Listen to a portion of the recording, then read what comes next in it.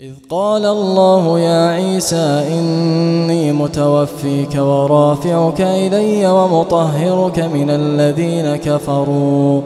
وجاعل الذين اتبعوك فوق الذين كفروا إلى يوم القيامة ثم إلي مرجعكم فأحكم بينكم فيما كنتم فيه تختلفون فأما الذين كفروا فأعذبهم عذابا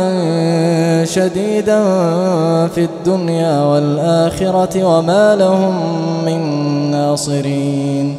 وأما الذين آمنوا وعملوا الصالحات فيوفيهم أجورهم والله لا يحب الظالمين ذلك نتلوه عليك من الآيات والذكر الحكيم إن مثل عيسى عند الله كمثل آدم خلقه من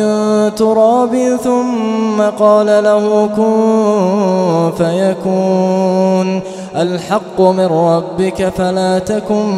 من الممترين فمن حاجك فيه من بعد ما جاءك من العلم فقل تعالوا ندع أبناءنا وأبناءكم ونساءنا ونساءكم وأنفسنا وأنفسكم ثم نبتهل فنجعل لعنة الله على الكاذبين.